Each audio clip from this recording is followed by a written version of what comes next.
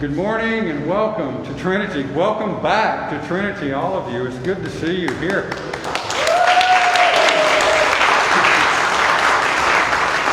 And I am doing double duty as a camera person today because Bob Morgan, our camera person, is out. So I can show you, and then when I turn it back this way, I have to walk down and see where we are. Hey, I got it about right.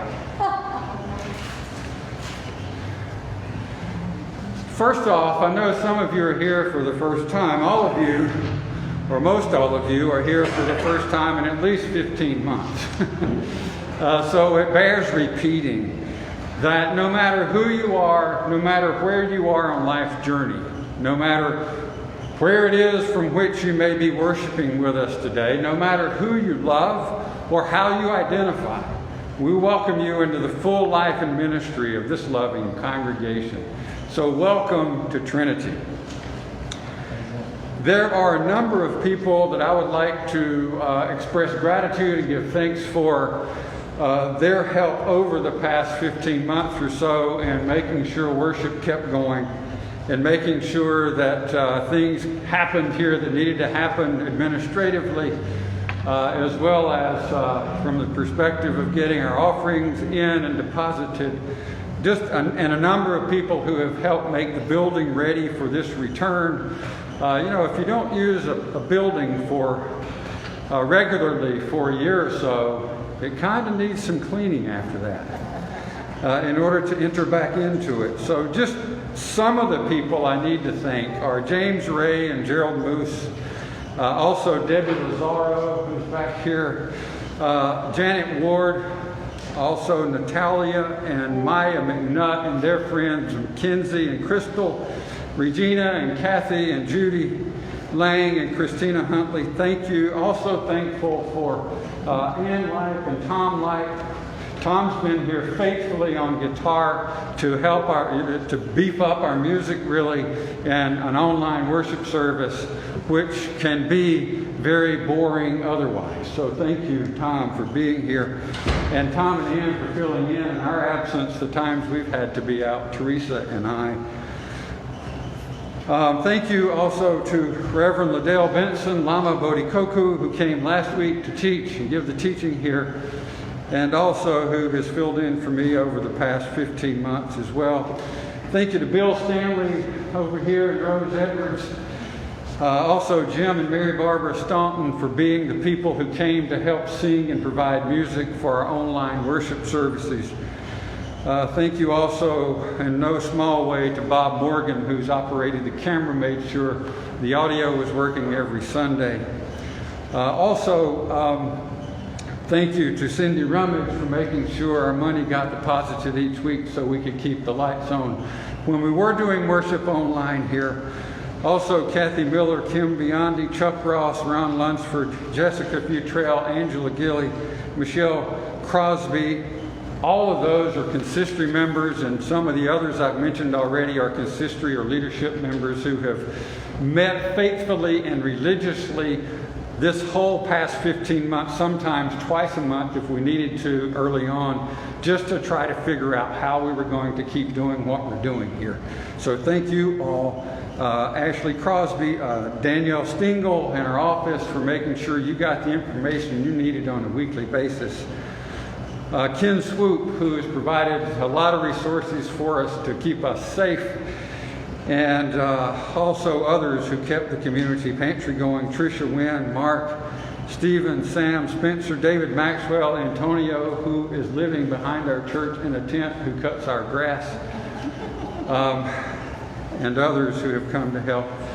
And last but not least, my wife, Teresa Woody, for being here faithfully and getting our music together and learning new ways to do that. Sometimes via Zoom, sometimes always online, which, as she will readily tell you, adds a lot of intensity and a lot more pressure to whatever we're doing in worship. Whenever you're worshiping online and it's going to be recorded, there's just an added layer of nervousness about that. So thank you for being here. And we could not have done it without you. And thank you, Pastor Nathan.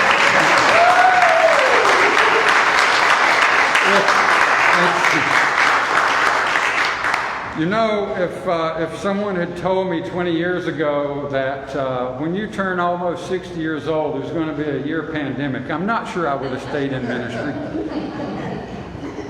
But it's been my pleasure to lead this church through this trying time and very different things. You know, we can never say again, we've never done it that way before. So it opens up all kinds of possibilities for doing church in different ways, which we're doing today as we have both in-person worship and online broadcast as well.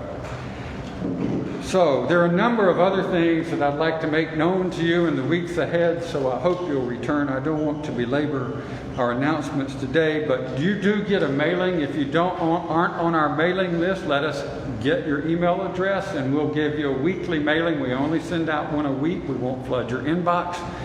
And that comes out on Thursday. It gives you information about what's coming up at our church. So for those of you who may be here for the first time or may not be on our mailing list, please let us know that.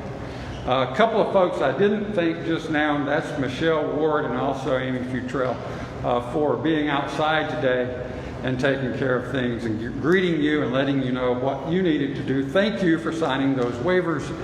I know it's not going to be an issue. You're not going to try to sue us for getting COVID here because, one, we're being very safe. Nonetheless, we still have to get those signed. So thank you for cooperating with that.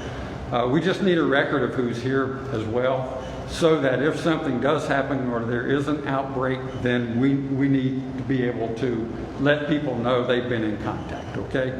This is not new stuff. You've been doing this for 15 months. So with that, welcome back, welcome home, welcome to Trinity.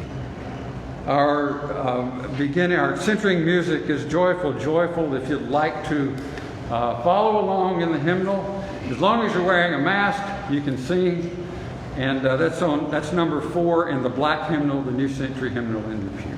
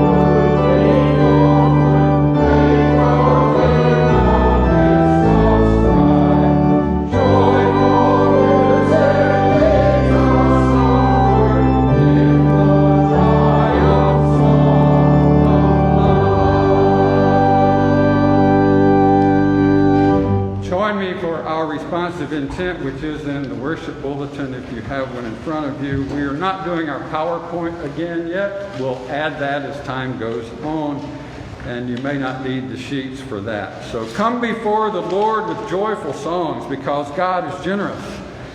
Let us enter this place with thanksgiving and with praise. Serve the Lord with gladness because of God's great justice, because God brings not violence but peace. Let us enter God's place with thanksgiving and God's courts with praise. Come before the Lord with joy because God is faithful to God's promises, because God is eternal. Let us enter God's place with thanksgiving and God's courts with praise. Know that the Lord is God and we are God's people, God's community, God's family. Let us enter God's place with thanksgiving and God's courts with praise. Come before the Lord with joyful songs, because God is good. All the time. And all the time. God is good. You may be seated. Thank you, Michelle, for getting those handed out.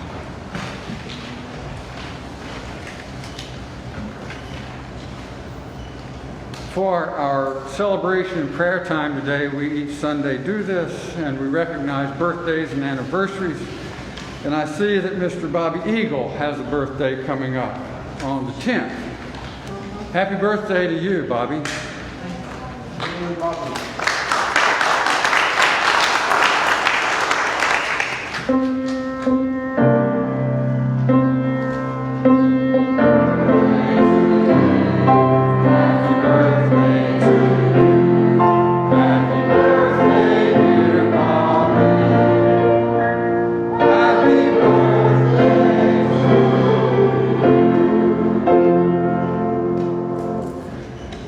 Are there any others? Any other birthdays coming up? Anniversaries? Okay.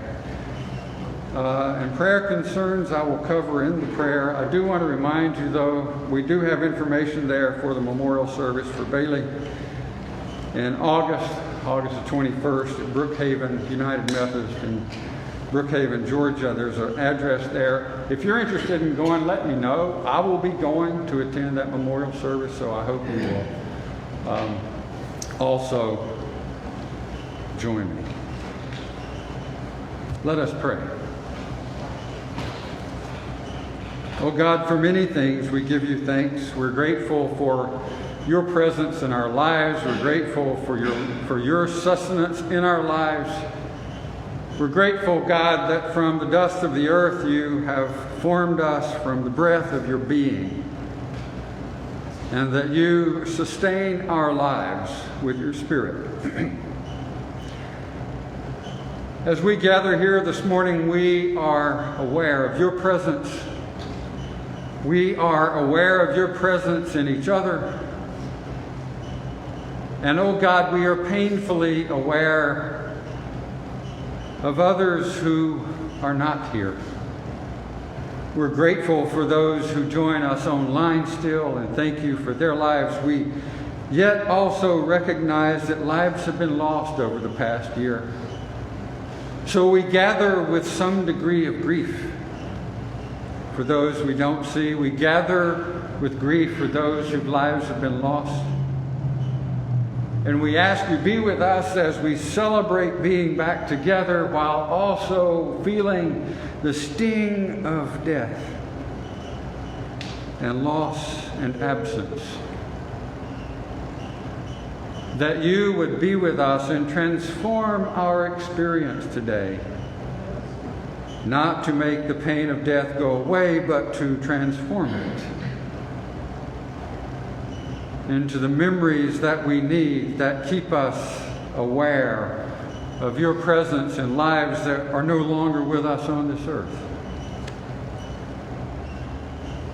We pray, oh God, you would be with those who in our world are suffering. Some of the concerns we mentioned by name today, God, are Mr. Violi. We pray for help and recovery. We pray for Audrey and recovery from an automobile collision. We continue to pray for those who have lost loved ones and know the pain of grief. God, in your mercy, hear our prayers for comfort. We pray for others who are living with cancer and are at various stages of treatment and maintenance with that. We remember Pat and David and Ron and Lisa. We ask for your care for them and continued good health and recovery. God, in your mercy, hear our prayers. We pray for others who are living with mental illnesses and for whom every day is a struggle to make sense of their world. We ask, oh God, that you would be with them and not only give them good mental health and more good days than bad, but also that you would be with others around them, their family, people who support, employers, co-workers, friends, and people in their community of faith, to be compassionate and sensitive, considerate and aware of the difficulties and struggles with which they contend. We pray for relief and wholeness, for well-being. God, in your mercy, hear our prayers.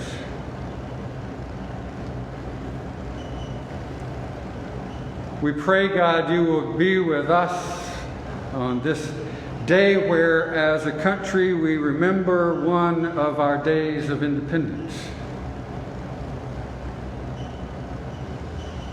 We give thanks, oh God, for the formation of this country, while also being reminded that that day was not a day of freedom for all, but that came many, many years later for those living in the confines and shackles of slavery. So as we are on this day where many of us have, for most of our lives, celebrated as this nation's independence, make us aware once again of those for whom it was not freedom. And help us in our continuing struggle as a country to make this a land of the free for all, a land of the free for every single person, a land also of responsibility for one another. For God, as we gather in this worship space as people of Christian faith, we become aware of the demands of that gospel on our lives and our need to join in the struggle for justice and peace in our world and in our country. So we pray, God, that on this day where we remember a historical date of this country, we pray, God, you will challenge us to become more and more aware of those for whom systems of poverty and education, systems of socioeconomic poverty, systems, political systems that lock people out, do not provide freedom. We pray, oh God, we will continue to work as people of faith to dismantle those systems and bring greater freedom and wholeness and well-being for all people with whom we share this country and this planet. So go with us now, God, as we seek to worship you and hear your word of hope that can drive away our despair. Once again, we give you thanks for the presence of each one who's come this way this morning, both online and in person. We ask your blessings on all who've joined. And we pray for open hearts, for open minds, and for open spirits as we seek to know more fully your will for our lives in this place. God, we offer these prayers to you and many others that we ourselves offer silently, prayers from our hearts, the struggles of our lives. And we pray that in your mercy you would hear all our prayers. And hear us now, O Christ, as we pray as you have taught us. Our God who art in heaven, hallowed be thy name. Thy kingdom come, thy will be done, on earth as it is in heaven. Give us this day our daily bread, and forgive us our debts, as we forgive our debtors. And lead us not into temptation, but deliver us from evil. For thine is the kingdom, and the power, and the glory forever. Amen.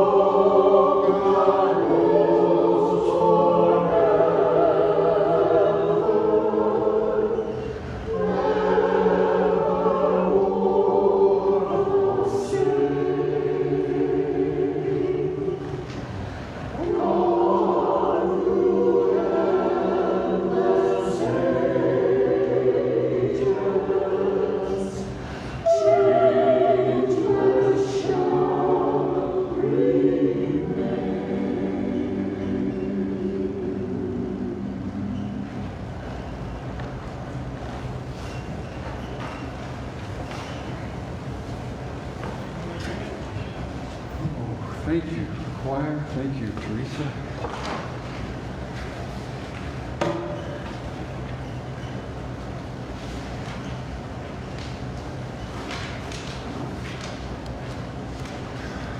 What an appropriate anthem for a return to worship after a pandemic. Because there was something in this pandemic the whole way through that was like a refrain of that song playing in my head. Holy, holy, holy, holy is the Lord, changeless shall remain. God through endless ages has always been, will always be. And there is something comforting, very comforting in a pandemic about that kind of faith for me. So thank you for opening with that. I have 3 readings today. They're fairly short. One is a gospel reading, another is a reading from the Jewish scriptures, and then one is an epistle lesson. I think I have the epistle lesson on here anyway. Maybe not. Yes, I do. Okay, so the first reading is a gospel reading. It's from Matthew, the 18th chapter, verse 20. For where 2 or 3 are gathered in my name, I am there among them. I chose that scripture for today because I knew, first of all, we would have many people out today who would normally be here, but who, because of a holiday weekend and also because it's summer and the pandemic has just sort of eased, people are getting out again and traveling.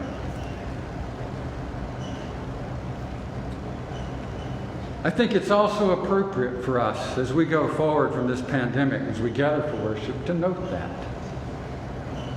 Numbers are not that important. Then hear these words from Hebrews chapter 10, verses 24 and 25. And let us consider how to provoke one another to love and good deeds, not neglecting to meet together, as some have the habit of, but encouraging one another, and all the more as you see the day approaching. I chose that scripture just as a fun sort of way of saying, you know what, for a whole 15 months, we neglected to meet together. It was our habit for 15 months to not meet together. But the day approaching there is about the day of the Lord, which many people think is like the end of the world, but really, in the context, it is the beginning of the realm of heaven on earth, which is important for our regathering and going forward. Now, hear these words from Ezra chapter 3. The background for this scripture is the return of the exile, people from the Babylonian exile back to Jerusalem. They had a lot of rebuilding to do.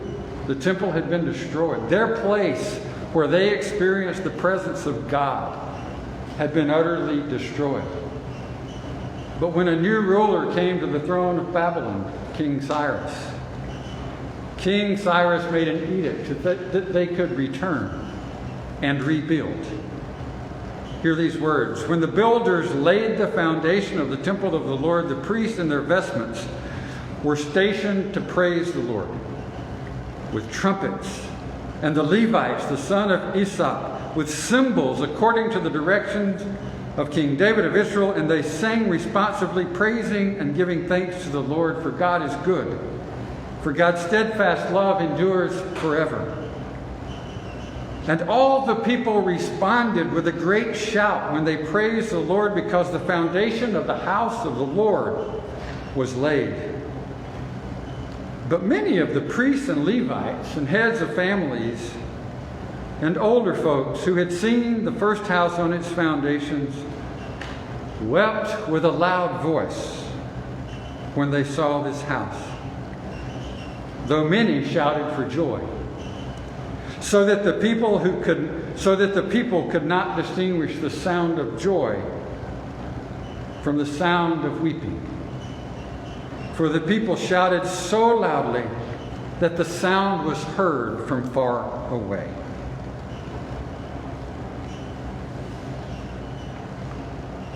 I give thanks for the Word of God, and I give thanks for the many ways it may be interpreted.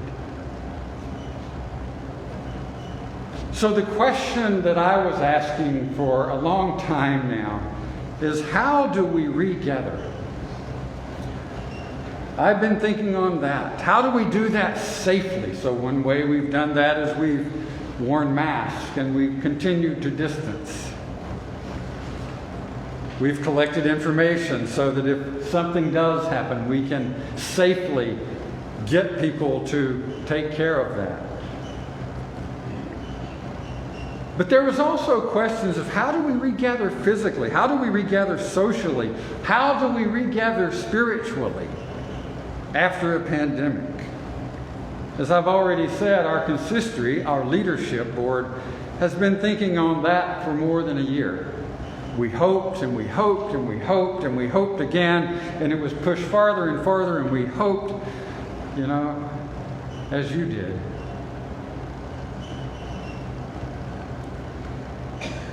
So I wondered how those Israelites returning from Babylon, the Babylonian exile that we read about here, how did they regather? What was it like? I'm sure they were aware of disappointments because not all returned at the same time. Some had lost their lives in the meantime. They had lost family members. They had found other forms of fulfillment for their spiritual needs. And not all came right away. I wonder what it was like for them spiritually. There must have been grief for lost experience with each other. And I imagine initially they were overwhelmed with a sense of joy of being able to return to their home, but also a sense of grief for what had been lost. For they could not distinguish the sound of joyful shout from the sound of people's weeping. And I imagine for many of us, we're feeling a lot of those same things today as we regather.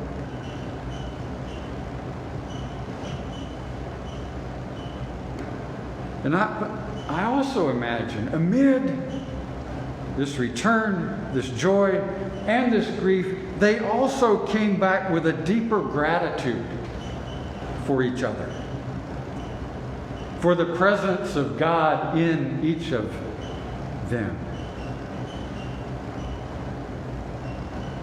I imagine they also came back with a ton of forgiveness for past hurts. And they saw each other differently, in a more godly light. I know I see you that way much more now than I did. May it be so among us as well. In many ways, our regathering is a lot like starting over completely. We're beginning with only worship for a few weeks until we can reassemble again in some committees and groups and do some planning and bring back groups like Sunday school and hopefully book studies. I can honestly say that our building is in better shape than it was when we left, because thanks to your generosity, we put a new roof on the building again.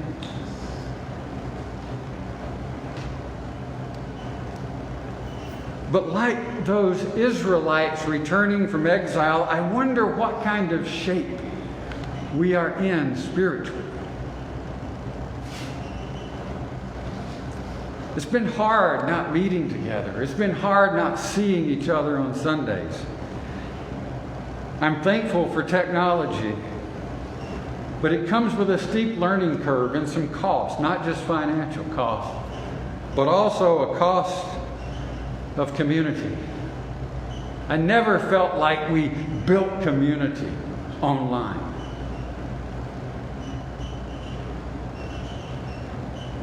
Technology leaves something to be desired when it comes to community building as a congregation or as a house of worship.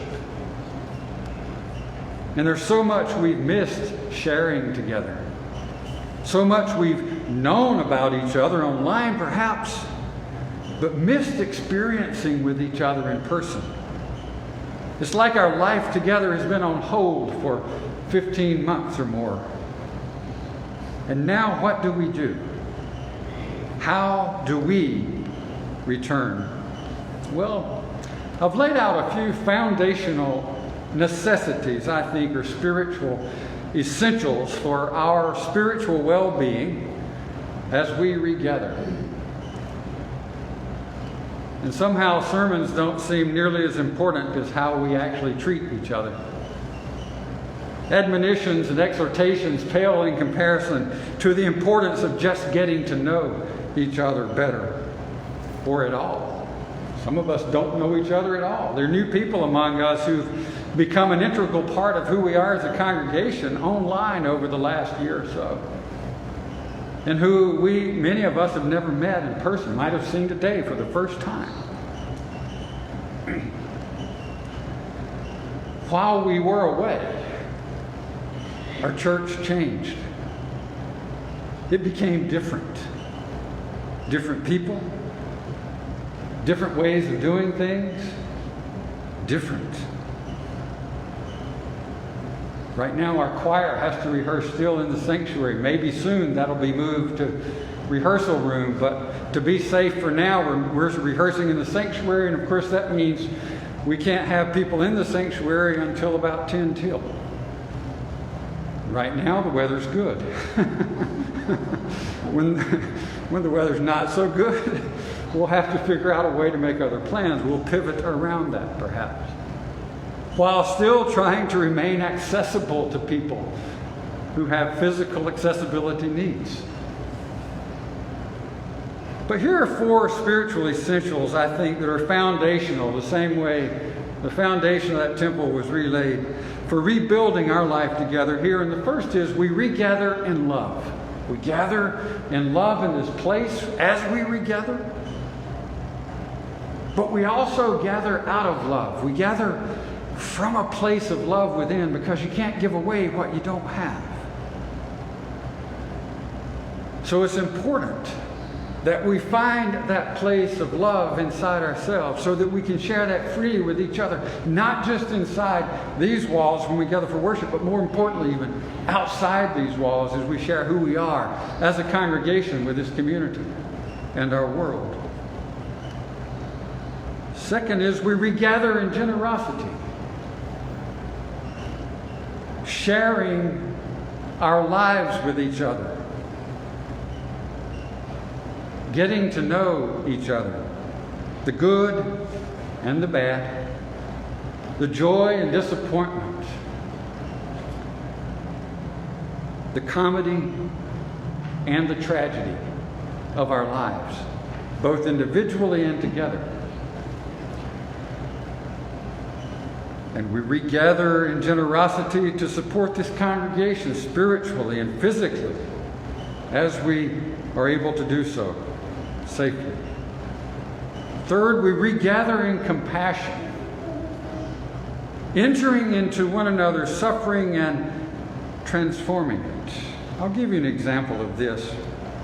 I saw a post on Facebook a few years ago, which I think embodies so much about what is foundational for us as we regather.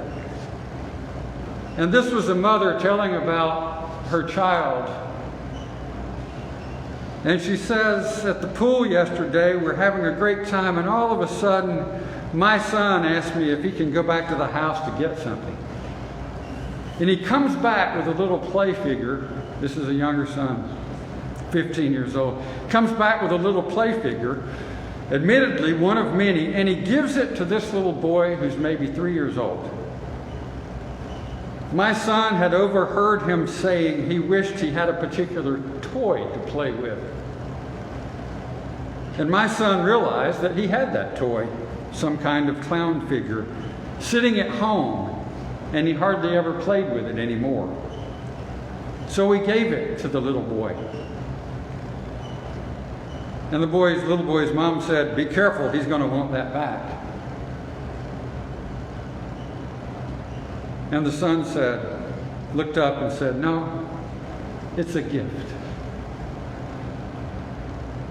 She says, "That's my thoughtful 15-year-old young man. A couldn't be prouder. Indeed, what a gift it was. It was compassion and generosity all rolled into one incredible human being who saw a need expressed and knew that he had resources to meet that need and brighten someone's day. And I knew when I read Debbie Lazaro's post about what Mark had done, someone in our own congregation, that I was going to tell that story on this day as foundational for our life together as a congregation. I knew when I read this post, I wanted to tell this story on the day of our regathering for us to practice in our community of faith that kind of compassion, of knowing a need and knowing I can meet it and being able to do so graciously and as a gift with each other. Compassion is entering into another suffering. The word passion means to suffer. Com means with, to suffer with, to enter into another suffering and help them at their own choosing to transform that suffering into healing and well-being.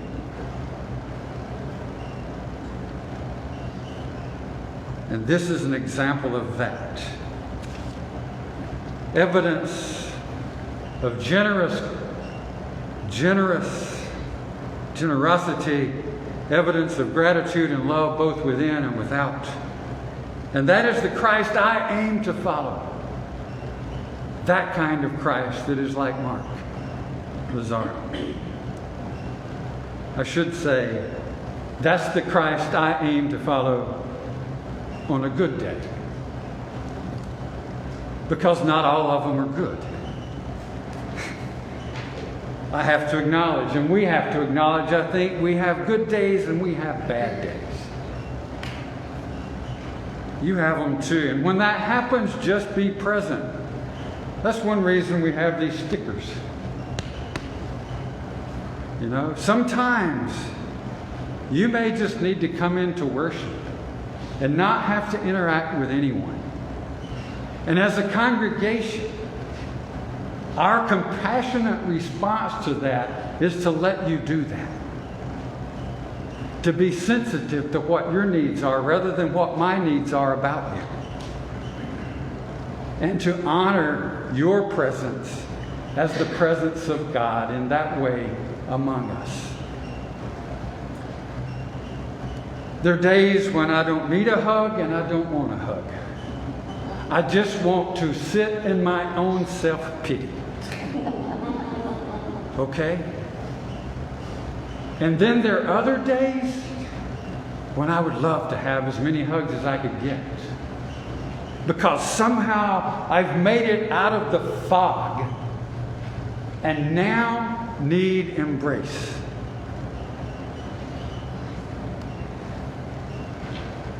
Be compassionately present with each other. Be sensitive to each other's needs. Ask before touching.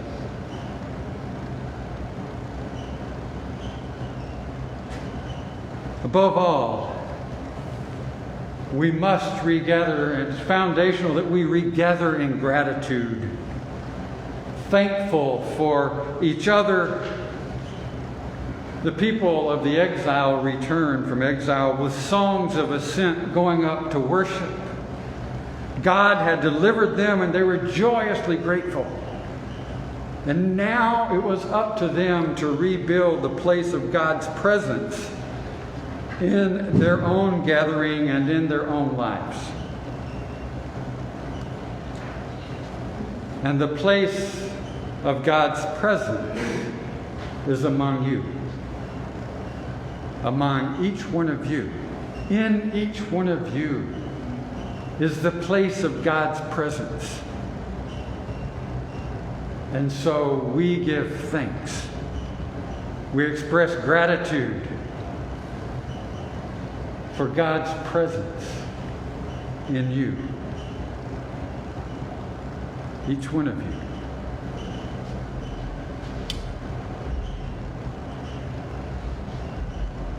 thank you for showing up as the presence of God in this place today. I'm thankful. Let us be thankful for life and for all that means for us in our life together. Amen. You have an opportunity to to demonstrate your faith, also express your gratitude. We're not going to pass the offering plate. You know, you make provisions for most things. Some things you don't make provisions for. This is one of those I didn't make provision for. Other than we have our offering plate at the back. As you leave, you can give your offering, which we'll do in just a minute or two. Tom's going to play an offertory for us, so in that time you can think about what you can give to help the ministries of this congregation and support the presence of God in this place among us. Our offering will now be received.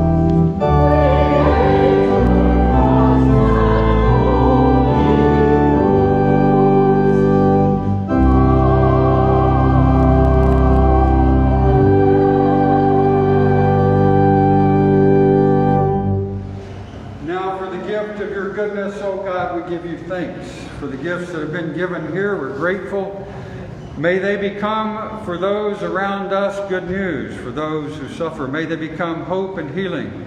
For those in great need, may they become your presence in the lives of those around us as they become free. God, we give thanks for these gifts. Bless the givers. Bless this generosity. Transform our presence into your presence. In the name of Christ we pray.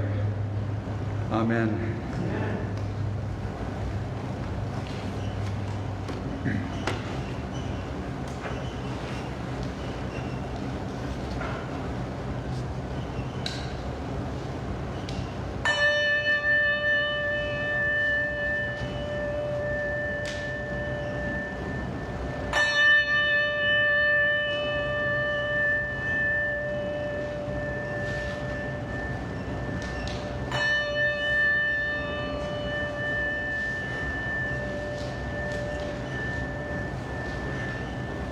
Now go forth, building the foundation of love, generosity, compassion, and gratitude. Go forth as the presence of God in this place and outside this place.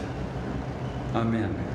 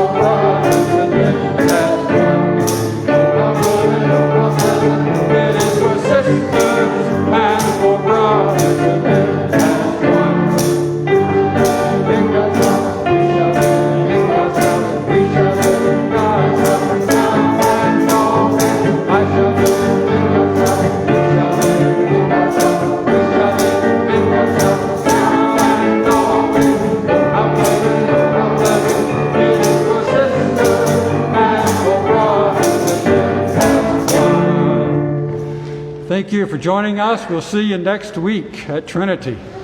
You'll have a great week.